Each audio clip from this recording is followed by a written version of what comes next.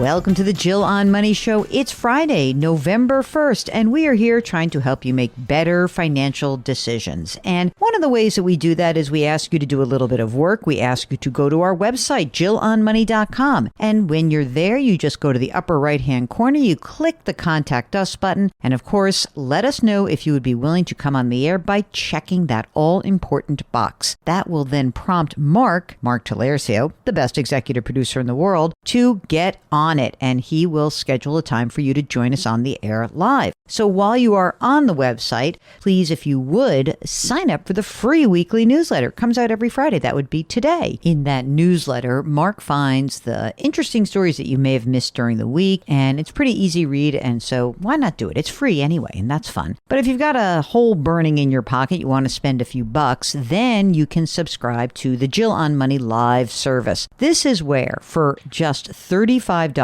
you have access to 4 quarterly live webinars, the back catalog, and other bonus content. And our next upcoming webinar in just a couple of weeks is a focus on year-end money moves and tax loss harvesting with Michael Goodman. He is a CFP and a CPA. He's been on the program before, but I think this is a great time for you to really pull out those statements and ask the questions. Michael is so smart, and I think you'll really enjoy him. So that is on Thursday, November 14th, 7 p.m. Eastern Time, for those folks who are subscribers to Jill on Money Live.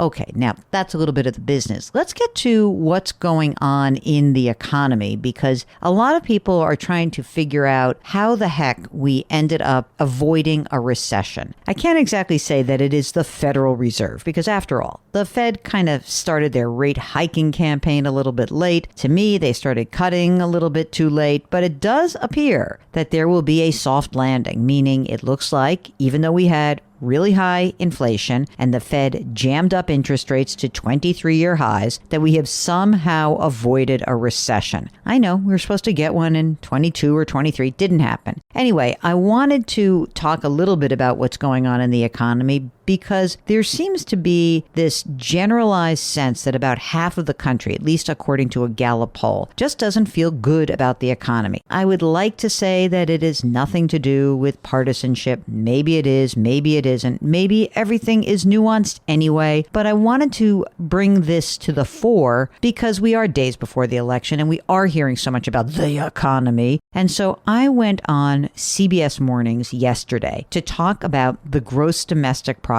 That's a report that measures sort of everything in the economy, the growth rate or contraction if we are shrinking and in a recession. So in this segment, I'm talking to our anchor, Nate Burleson, and we are discussing the GDP report, which came out the day before yesterday, and also where we expect the Fed to go next. So let's air the segment, and then right after, I want to talk a little bit more about some things that I didn't exactly get to. CBS News business analyst Dollar Jill Schlesinger is here to break it all down. Good morning. Good morning. All right, so this is the latest measure of the economy before the election next week.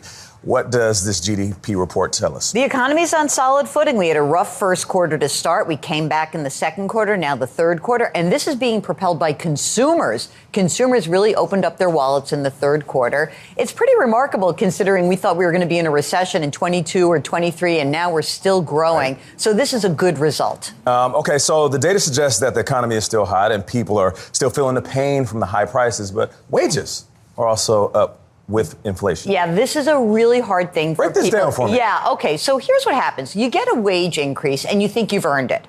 But part of that wage increase has to do with inflation. Remember, we had a labor shortage. People had to make more money to be able to afford stuff.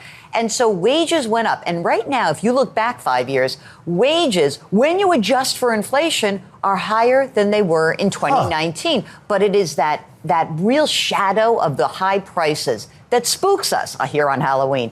And I think what's important to remember is that, you know, this economy doesn't treat everyone equally. I give you a chart like that and I say, everyone should feel good. But it depends who you are. Yeah. Let's say you're a renter. If you're a renter, your rent's up about 25% in the last 5 years. Let's say you're a homeowner. You've had a locked-in low-rate mortgage for 5 years. You feel better as a homeowner than you do as a renter. So each person is going to feel this economy differently. The Federal Reserve will be making their next decision on interest rates right after the election. What do you expect? I think we're probably going to see another reduction, this time 1/4 percentage point instead of 1/2, and that will be next Thursday. It is not political. This is a pre-scheduled meeting, and I think this is going to be good news for people who are borrowing. What about the new employment data coming up? Ignore it. It's going to be a crazy one because of Boeing and because of the 2 hurricanes. Okay, so the U.S. economy is doing well. That's clear. What's also clear is that the U.S. has far outperformed other developed nations during these COVID recovery years.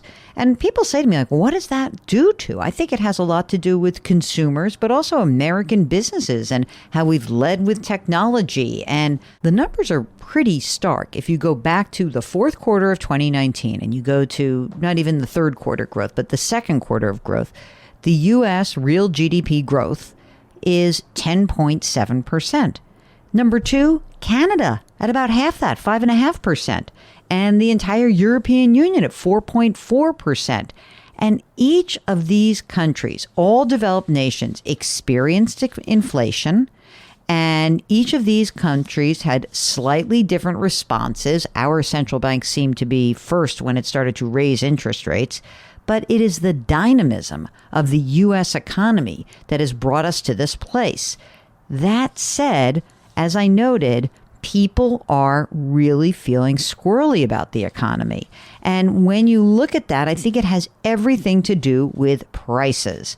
You know, when we look at the price of something in the supermarket, if you look at the price of your health care, if you look at something like a line in the sand for you, oh, it cost me this much money to go grocery shopping, it is hard for you to get used to that.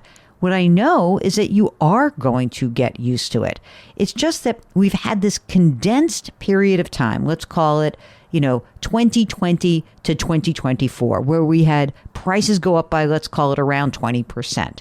And that happens so quickly that it is really unnerving. And this is the long shadow of inflation that not just looms over us as human beings and as consumers, but also over the election. So the numbers, they are the numbers. I can tell everybody the economy's doing well and that we're on strong footing. People feel what they feel. And I never want to discount someone's feelings. But if you are going to get into an argument this weekend with somebody who doesn't believe you and your feelings, or you're trotting out numbers to prove your point, let me use myself as an example. Don't get into that conversation. I love to trot out the data to try to prove my point. And you know what? It doesn't usually work. So listen to whatever someone's saying and then talk about what you're streaming. Talk about the Dodgers' victory in the World Series. Talk about whatever else you want to talk about. But try not to convince someone with facts only, because it really does take two people who want to actually shift and have a conversation about something like this to actually make it worthwhile. So that's it. Those are my 2 cents. Try not to get into it with anybody. And if you'd like to, then we'll bring them on the air and maybe I can get into it with them. But I do it much more gently. I know it's hard. You get really emotional about these things. So that's it. Okay, that is the program today. A little Econ 101 and Inflation 101 and Relationships 101. If you've got a financial question, don't forget, you can just go to JillOnMoney.com, click the Contact Us button, and let us know if you would like to come on the air. You can subscribe to us on the Odyssey app or wherever you find your favorite podcasts. Please leave us a rating and review wherever you listen. Our music is composed by Joel Goodman. Mark Talercio is our executive producer and web king.